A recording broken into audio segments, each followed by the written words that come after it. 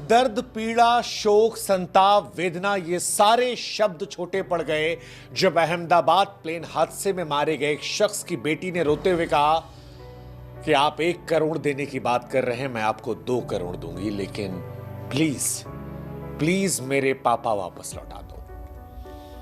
यह कोई बयान नहीं था, यह एक टूटे दिल की चीख थी जिसमें एक बेटी का संसार जलकर राख हो चुका था। यह वो चीख थी जो हर संवेदनशील इंसान के दिल को चीरकर उसकी आंखों में आंसू दे गई। यह वो लम्हा था जब शब्द भी शर्मिंदा हो गए। इस भावना में दर्द ऐसा था जिसे ना आंसू समझ पाए ना भाषा। वो जब कहती है कि पैसे से पलंग तो खरीद लेंगे लेकिन नींद कहां से आएगी, मेरे पापा का वो प्यार कहां से मिलेगा, कैसे सो पाएंगे उस बिस्तर पर जो आपके पैसों से आएंगे। ये एहसास होता है कि ये शब्द नहीं है, एक बेटी के दिल के आक्रोश हैं जो हर उस इंसान को झकझोर रहे हैं जो अपनों की कीमत को समझता है। इस बेटी की सिसकी में वो दर्द है जो समंदर से गहरा है और पहाड़ से भारी हो गया। उसका दुख, उसकी वेदना असहनीय है। यह दुख की पराकाष्ठा है, उसके बहते हुए आंसू सीने को चीर कर निकल जा रहे हैं। और इस बेटी के शब्दों को सुनकर लग रहा है कि मानो समय ठहर गया है।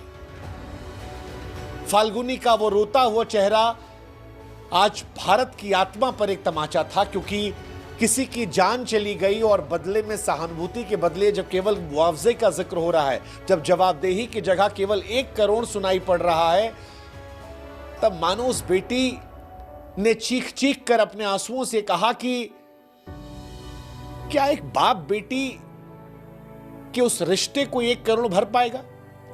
ये 1 करोड़ उसे कैसे यह एहसास दिला पाएगा कि अब उसका बाप उसकी बेटी को कभी सीने से नहीं लगाएगा?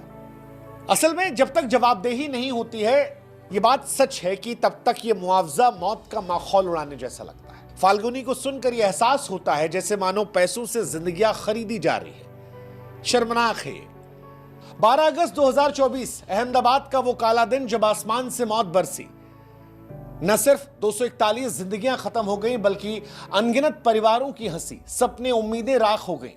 कोई मां जो अपने बेटे के लिए टिफिन लेकर हॉस्टल पहुंची थी, अब उसकी यादों में सिर्फ उसका लाल है।